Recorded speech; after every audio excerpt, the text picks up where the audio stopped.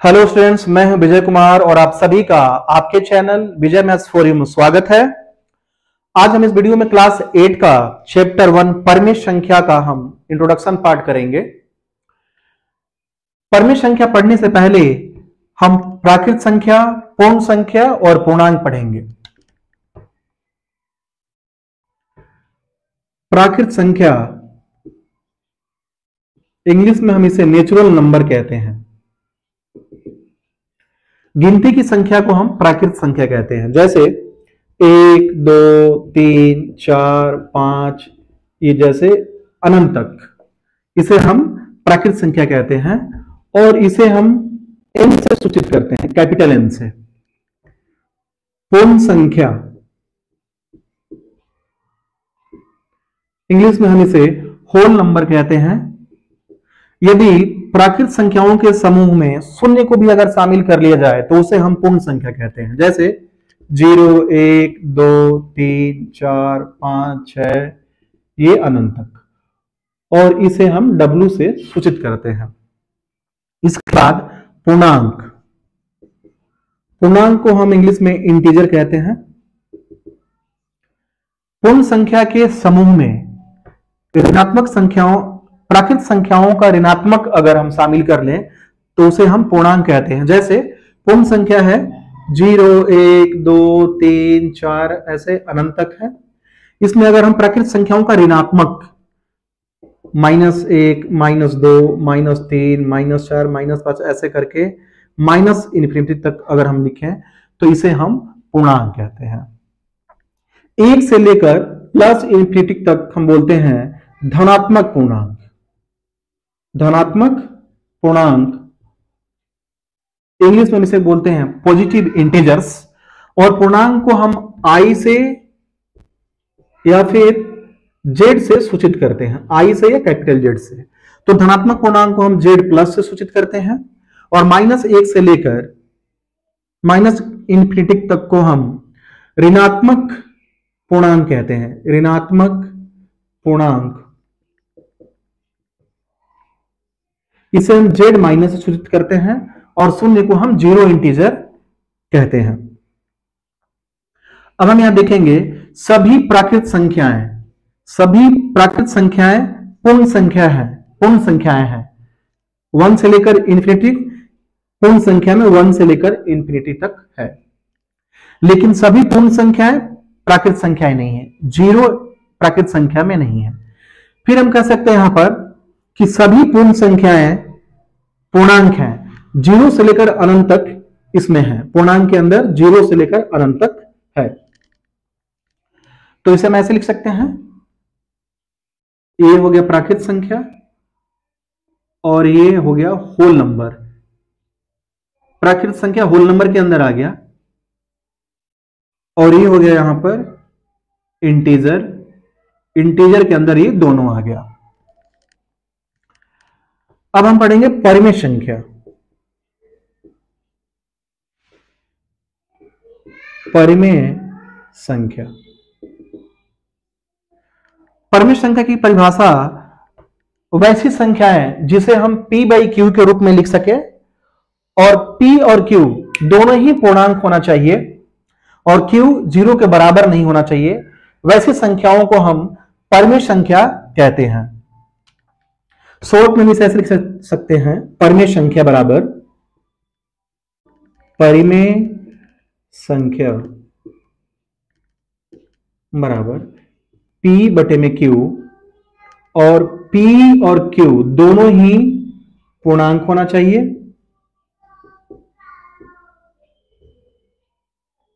और Q 0 के बराबर नहीं होना चाहिए। जैसे उदाहरण 4/5, यह P/Q के रूप में है, यह परिमेय संख्या है। 5/6 यह P/Q के रूप में है, यह परिमेय संख्या है। तो बट्टे में जितनी भी संख्याएं हैं सभी परिमेय संख्या है। बगैर बट्टे का हम देख लेते हैं, जैसे यहां पर 10 दिखने में P/Q के रूप में नहीं है, लेकिन 10 को हम 10/1 लिख सकते हैं, तो यह परिमेय संख्या है। 15 को भी हम 15/1 लिख सकते हैं, तो यह भी परिमेय संख्या है। कंडीशन सिर्फ ये होना चाहिए कि Q 0 ना हो, नीचे जो है हर, यह 0 नहीं होना चाहिए। तो हम कह सकते हैं कि सभी प्राकृत संख्याएं परमेय संख्या है होती हैं, सभी पूर्ण संख्याएं भी परमेय संख्या होती हैं, सभी पूर्णांक भी परमेय संख्याएं होती हैं, लेकिन सभी परमेय संख्याएं पूर्णांक नहीं होती हैं। अब इसमें देखेंगे यहां पर 4/5 पूर्णांक में नहीं है, 5/6 नहीं है। वैसे ही सभी परमेय संख्याएं पूर्ण संख्याएं नहीं होती हैं, सभी परमेय संख्याएं प्राकृत संख्या नहीं होती हैं। तो हम कह सकते हैं यहां पर कि परमेय संख्या को हम Q से डिनोट करते हैं, तो यहां पर लिखेंगे Q। परमेय संख्या के अंदर ये सारी संख्याएं आ गई, प्राकृत संख्या, पूर्ण संख्या और पूर्णांक। अब हम परमेय संख्याओं का गुण धर्म पढ़ेंगे।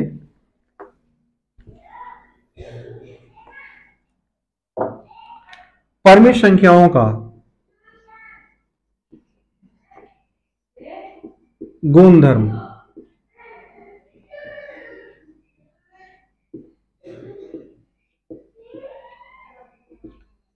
गुण धर्म, प्रॉपर्टीज ऑफ रेशनल नंबर्स। पहला जो गुणधर्म है समवृत्त गुणधर्म। समवृत्त गुणधर्म, इंग्लिश में इसे हम क्लोजर प्रॉपर्टी बोलते हैं। एक उदाहरण से समझते हैं कि समवृत्त गुणधर्म क्या है। जैसे यहां पर मैं दो परमेय संख्या ले रहा हूं, 1/3 और 4/3। अब इन दोनों को मैं प्लस करूंगा यहां पर, तो 1/3 और 4/3 दोनों को जोड़ेंगे यहां पर, तो 1 और 4 5/3 होगा। अब 1/3 भी परमेय संख्या है, 4/3 भी परमेय संख्या है, और इनका जोड़ भी 5/3, यह भी एक परमेय संख्या है। तो हम कहेंगे कि परमेय संख्याओं का जोड़ पर समवृत्त गुणधर्म लागू होता है। वैसे ही हम घटाव के लिए यहां पर दो उदाहरण लेते हैं परमेय संख्या का। जैसे मैंने यहां ले लिया 5/9 और यहां ले लिया 2/9, और इन दोनों को हम माइनस करेंगे, घटाएंगे, तो यहां पर एलसीएम 9 हो गया, ऊपर 5 आ जाएगा और 2, तो ये हो गया 3/9। तो यहां पर देखेंगे, देख रहे हैं हम कि 5/9 भी परमेय संख्या है, 2/9 भी परमेय संख्या है, और इनका जो घटाव आया यहां पर 3/9 भी परमेय संख्या है। तो हम कहेंगे कि परमेय संख्याओं का घटाव पर भी समवृत्त गुणधर्म लागू होता है। वैसे ही हम गुणा और भाग के लिए चेक करेंगे। दो परमेय संख्या फिर लिया हमने यहां पर, 5/6 ले लिया, 2/4 ले लिया, इन दोनों को हम गुना करेंगे।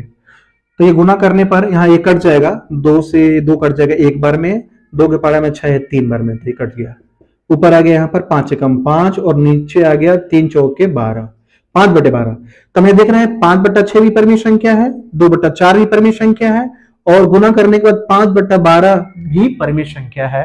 तो हम कह सकते हैं कि परमेय संख्याओं का गुणन पर भी समवृत्त गुणधर्म लागू होता है। वैसे ही हम भाग के लिए चेक करते हैं। जैसे दो परमेय संख्या लिया हमने यहां पर, 2/3 और 4/6। अब इन दोनों को भाग करेंगे, तो 2/3 में हम भाग करेंगे 4/6 से, तो ये होगा 2/3, और भाग ये गुना में चेंज होता है, और ये संख्या दोनों ये पलट जाएंगी, 6 ऊपर जाएगा और 4 नीचे आ जाएगा। ये कट जाएगा यहाँ पर, 2 के पार में 2 एक बार में है, 2 एकम 2, 2 दूनी 4, फिर 3 एकम 3, 3 दूनी 6, फिर यहाँ पर 2 2 कट गया, फिर यहाँ पर 1 1 1 हो गया। तो हम यहाँ देख रहे हैं कि 2/3 परमेय संख्या है, 6/4 भी परमेय संख्या है, 1 भी परमेय संख्या है। लेकिन अगर किसी भी संख्या में अगर हम 0 से भाग करें, परमेय संख्या में 0 से अगर हम भाग करें, जैसे यहां पर हमने दिया 2/3 और 0, तो 2/3 और इसमें अगर हम भाग करेंगे 0 से, तो ये अपरिभाषित होगा, इंफिनिटी। तो हम कहेंगे शून्य के अलावा, 0 के अलावा सभी संख्याओं पर भाग के लिए, परमेय संख्याओं पर भाग के लिए समवृत्त गुणधर्म लागू होता है। तो इसे हम ऐसे लिख सकते हैं, हम लिखेंगे यदि ए और बी दोनों ही परमेय संख्या हों, ए और बी परमेय संख्या हो, तो इनका जोड़ a प्लस बी भी क्या होगा, परमेय संख्या होगा। ए प्लस बी भी परिमेय संख्या होगा। अगर हम घटाएंगे ए माइनस बी, ये भी परिमेय संख्या होगा।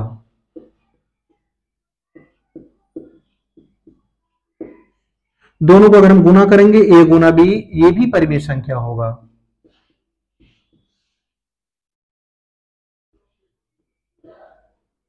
परिमेय संख्या होगा इसका गुणन भी।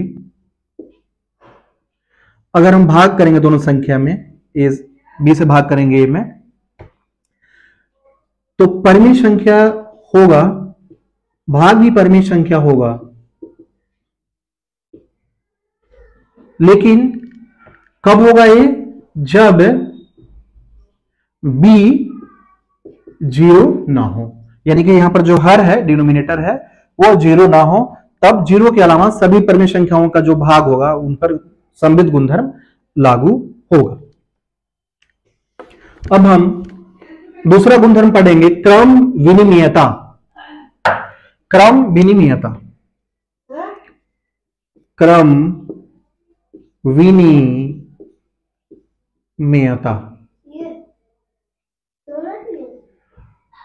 यहां पर हम मान लिया कि दो ए और बी दो परिमेय संख्या है, ए और बी दोनों ही परिमेय संख्या है। तो पहला जो कंडीशन होगा ए प्लस बी के लिए कि ए प्लस बी बराबर होगा बी प्लस ए। अगर हम ए में बी को प्लस कर दें, फिर इसका हम क्रम चेंज कर दें, बी को पहले लिखें ए को बाद में लिखें, तो दोनों के लिए ही इक्वल वैल्यू होगा, बराबर मान आएगा। जैसे हम यहां पर दो परिमेय संख्या ले रहे हैं, यहां पर 2/3, फिर ले रहे हैं 1/3, और दोनों को हमने यहां पर जोड़ दिया, तो ये 3 ऊपर आएगा 2 और 1, 3/3, ये कट के 1 आ गया। फिर इसका हम क्रम चेंज करेंगे, 1/3 पहले लिखेंगे और 2/3 बाद में लिखेंगे, तो भी प्लस करने पर 1 ही आएगा, दोनों ही सेम संख्या आएगा। वैसे ही a माइनस बी के लिए क्या होगा? तो a माइनस बी बराबर नहीं होगा b माइनस ए के लिए। जैसे दो हमने संख्या ले लिया, परिमेय संख्या, एक लिए हम 6 और 5, तो 6 में से 5 घटाएंगे तो 1 होगा, लेकिन 5 में से 6 घटाएंगे तो यहां पर -1 होगा, जो कि दोनों ही इक्वल नहीं है। तो ये होगा a minus B does not equal to b minus A. वैसे ही गुना के लिए चेक करेंगे तो a गुना b बराबर होगा b गुना a के। जैसे दो परिमेय संख्या लेंगे हम यहां पर, एक 2 लिया और एक 3 ले लिया, तो 2 3 6, इसके क्रम को हम चेंज करेंगे, 3 पहले लिखेंगे 2 बाद में लिखेंगे, तो भी गुना करने पर 3 दूनी 6 ही होगा। फोर्थ कंडीशन, अगर a डिवाइड b, अगर हम भाग करेंगे b से a में और फिर अगर हम भाग करें a से b में, तो ये दोनों बराबर नहीं होगा। जैसे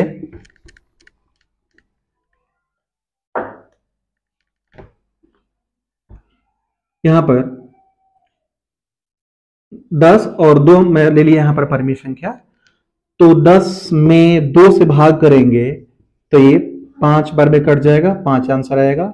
अब इसका क्रम चेंज करेंगे, 2 पहले लिखेंगे और 10 बाद में, यानी कि अब 10 से 2 में भाग करेंगे। पहले मैंने यहां पर 2 से 10 में भाग किया, अब 10 से 2 में भाग करेंगे, तो क्या होगा? ये 2 और गुना ये पलट जाएगा, संख्या 1/10 होगा, तो 2 पंजे 10, ये आया 1/5, ये 5 आया यहां भाग करने पर, फिर क्रम चेंज किया तो 1/5, जो कि दोनों ही इक्वल नहीं है। अब हम अगला गुण साहचर्यता पढ़ते हैं। साहचर्यता, इंग्लिश में इसे हम एसोसिएटिव प्रॉपर्टी बोलते हैं। मान लिया A B C, A B और सी तीनों ही परिमेय संख्याएं हों, परिमेय संख्याएं, तो जोड़ के लिए क्या होगा? a प्लस बी प्लस सी बराबर होगा a प्लस बी प्लस सी। पहले क्या करेंगे हम? b और c को प्लस करेंगे, फिर b प्लस सी के जोड़ में a को जोड़ेंगे, और इधर a प्लस बी में a प्लस p को जोड़ेंगे, फिर c को जोड़ेंगे, तो दोनों के लिए मान जो होगा हमारा बराबर होगा। जैसे मान लिया यहां पर 3 परिमेय संख्या ले लिया, ए के लिए हम 5 ले लिए, बी के लिए 4 और सी के लिए 3। तो पहले हम इसके लिए देखेंगे ए प्लस ब्रैकेट में बी प्लस सी के लिए। यहां हमने 5 लिया, फिर प्लस बी प्लस सी, तो यहां लेंगे 4 प्लस 3, तो यहां पर 5 और प्लस 4 और 3 7 होगा, फिर 7 और 5 12।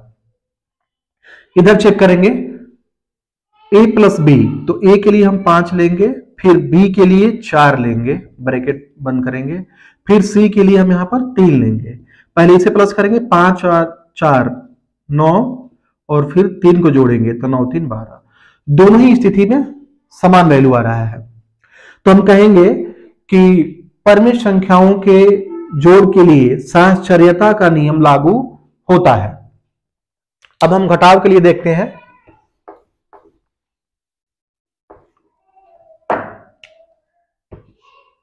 घटाव के लिए होगा a minus B minus C does not equal to a minus B minus C, यानी a माइनस ब्रैकेट में b माइनस सी बराबर नहीं होगा a माइनस बी ब्रैकेट बंद माइनस सी के। अब यहां हम चेक कर लेते हैं, 3 परिमेय संख्या ले लेते हैं। जैसे हमने a के लिए यहां पर 9 ले लिया, b के लिए 7 ले लिया और c के लिए 5 ले लिया। अब इसके लिए चेक करेंगे यहां पर, तो यहां है a माइनस फिर ब्रैकेट में b माइनस सी, तो लेंगे यहां पर 9 माइनस b के लिए 7 फिर माइनस 5। तो यहां देखेंगे 9 फिर माइनस फिर 7 में से 5 घटाएंगे, पहले ब्रैकेट का काम होता है तो इसे घटाएंगे, 7 में से 5 गया 2 और 9 में से 2 गया 7। अब इधर RHS के लिए हम चेक करेंगे a माइनस बी, तो यहां पर है a के लिए 9 माइनस b के लिए 7 है और c के लिए 5, तो 9 में से 7 गया 2 फिर माइनस 5 और 2 में से 5 गया माइनस 3। दोनों ही अलग अलग वैल्यू आ रहा है, इधर आ रहा है 7 और इधर आ रहा है माइनस 3, जो कि बराबर नहीं है। तो हम कहेंगे कि परिमित संख्याओं के लिए घटाव के लिए साहचर्यता का नियम लागू नहीं होता है।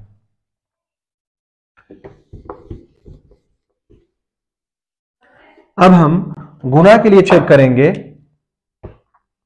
यहां a, b और c परिमित संख्या ले लेंगे।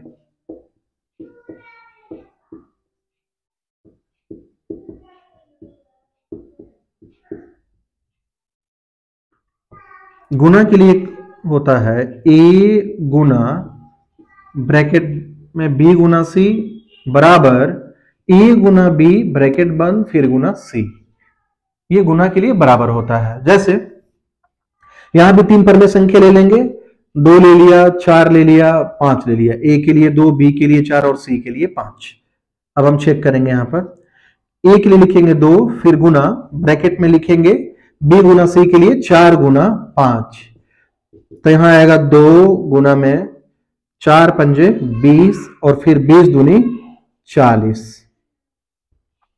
इधर चेक करेंगे, फिर a गुना b गुना c है, तो a के लिए लिखेंगे यहां पर 2 फिर गुना b के लिए लिखेंगे 4 ब्रैकेट बंद और फिर c के लिए लिखेंगे यहां पर 5, तो 2 चौके 8 फिर गुना 5 8 पंजे 40, दोनों ही मान बराबर है।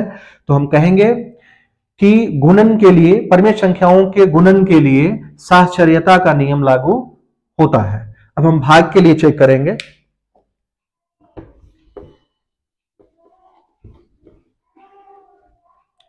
भाग के लिए a divide b divide c बराबर नहीं होता है a divide b divide c के लिए। जैसे 3 हम एग्जांपल ले लेंगे, यहां पर 3 परिमेय संख्या ले लेंगे एग्जांपल के लिए।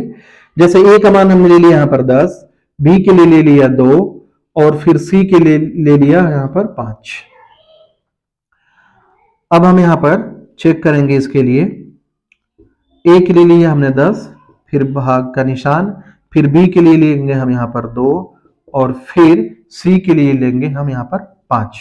अब चेक करेंगे इसे, यहां पर 10 फिर भाग और 5 से 2 में भाग करेंगे तो ये होगा 2/5।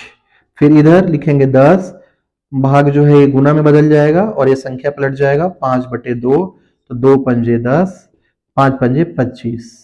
अब इधर चेक करेंगे, यहां पर a के लिए लिखेंगे हम यहां पर 10 फिर डिवाइड, बी के लिए लिखेंगे हम यहाँ पर 2 ब्रैकेट बंद, फिर डिवाइड का निशान, फिर यहाँ पर सी के लिए लेंगे हम यहाँ पर 5। अब फिर 2 से 10 में भाग करेंगे तो यहाँ पर आएगा 5, फिर भाग का निशान, फिर 5, 5 में 5 से भाग करेंगे तो 1। या इधर आ रहा है 25 और इधर आ रहा है 1, जो कि दोनों ही वैल्यू बराबर नहीं है। अब हम वितरकता पढ़ेंगे। अगला गुणधर्म है वितरकता, डिस्ट्रीब्यूटिव लॉ बोलते हैं इंग्लिश में इसे।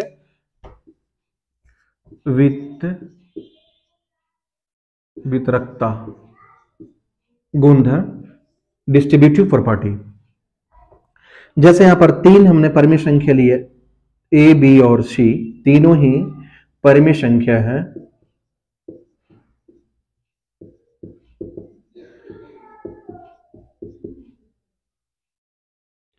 तो a गुना बी प्लस सी बराबर a गुना बी होगा, फिर प्लस a गुना सी। जैसे हम यहां पर a, b और c के लिए 3 मान लेंगे, यहां पर वैल्यू लेंगे। a के लिए ले लिया यहां पर 5, b के लिए ले लिया 6 और c के लिए ले लिया यहां पर 2। तो हम इसके लिए चेक करेंगे a गुना b प्लस सी के लिए। तो a के लिए लेंगे 5, फिर ब्रैकेट बंद, फिर यहां पर b के लिए लेंगे 6 और c के लिए लेंगे 2। तो 5 गुना 6 और 2 8, 8 पंजे 40। फिर इधर a का मान है 5, फिर b का मान है 6, प्लस a का मान 5 और c का मान है 2। तो 5 6 के 30, फिर प्लस 5 दूनी 10, 30 और 10 40, दोनों ही इक्वल वैल्यू है। अगला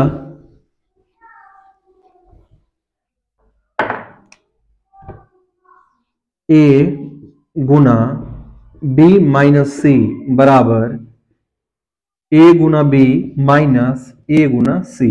a से पहले हम b में गुना करेंगे, फिर माइनस, फिर a से हम यहां c में गुना करेंगे। फिर यहां पर हम 3 मान लेंगे a, b और c के लिए। यहां पर 5, 4 और 3 ले लेते हैं। तो इधर चेक करेंगे, a के लिए 5, फिर गुना b के लिए 4 और c के लिए लेंगे यहां पर 3। तो ये होगा 5 गुना 4 में से 3 गया 1, 5 एकम 5। फिर इधर a का मान है 5 गुना b के लिए लेंगे 4 माइनस a के लिए लेंगे 5 और c का मान है इधर 3। तो 5 चौके 20 माइनस 5 दिया 15, 20 में से 15 गया 5, दोनों ही बराबर वैल्यू है। हम पढ़ेंगे अगला रूल, योज तत्समक।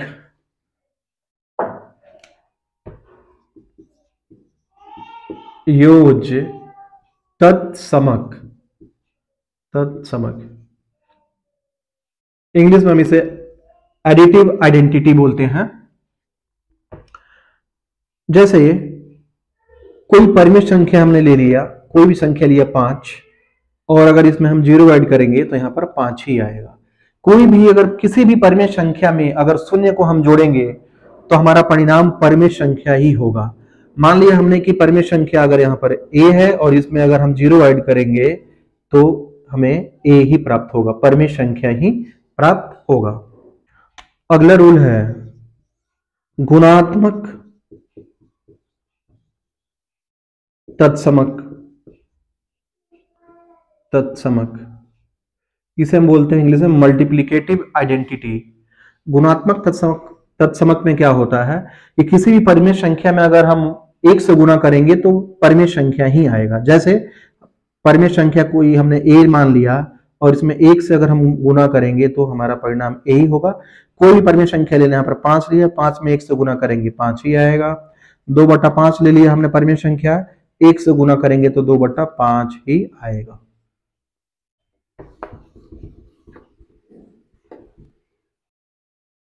अगला जो रूल है योज प्रतिलोम। योज प्रतिलोम इंग्लिश में इसे हम एडिटिव इनवर्स बोलते हैं। योज प्रतिलोम क्या होता है कि किसी भी परिमेय संख्या में हम क्या उसमें जोड़ें कि 0 हो जाए। किसी भी परमेय संख्या में हम क्या ऐड करें कि वह जो संख्या हो जीरो हो जाए। जैसे अगर हम यहां पर मान लिया कि परमेय संख्या ए ले लिया, अब इस ए में क्या हम जोड़ें कि जीरो हो जाए, तो हम ए में अगर माइनस ए को जोड़ेंगे तो यहां पर ए जीरो हो जाएगा। जैसे ए प्लस और माइनस को हम गुना करेंगे, बीच में गुना होता है, अगर प्लस और माइनस को अगर हम गुना करेंगे तो यहां पर माइनस होता है। तो ए और प्लस और माइनस, माइनस और फिर ए में से ए गया जीरो। जैसे कोई संख्या ली, हम यहां पर 3 लिया, अब 3 में क्या जोड़ें कि यह जीरो हो जाए, तो 3 में -3 जोड़ेंगे तो यह क्या होगा, जीरो हो जाएगा। 3 और प्लस माइनस माइनस, और 3 में से 3 गया जीरो। यानी किसी भी संख्या के लिए हम क्या करेंगे कि उसका साइन चेंज करके उसको हम उसमें ऐड कर देंगे, तो हमें योज्य प्रतिलोम संख्या का मिल जाएगा। जैसे 1/2, अब 1/2 का योज्य प्रतिलोम क्या होगा, -1/2। इसमें -1/2 हम अगर ऐड करेंगे, जोड़ेंगे तो जीरो हो जाएगा। ये 1/2 में से 1/2 गया जीरो। ऐसे अगर पूछा जाए कि 4/5 का योज्य प्रतिलोम, तो इसका होगा -4/5। केवल साइन चेंज कर देना है।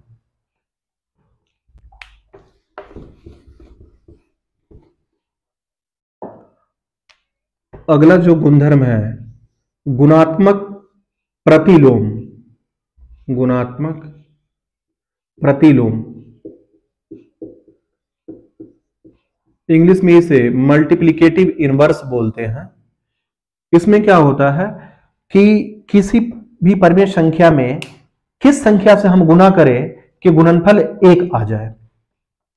जैसे मैंने कोई परमेय संख्या लिया यहां पर a, तो अब a में किससे गुना करें कि 1 आए, तो हम इसमें 1/a से गुना करेंगे, 1/a से कर देंगे। यहां पर a और 1 कट गया और यहां पर 1 आ गया।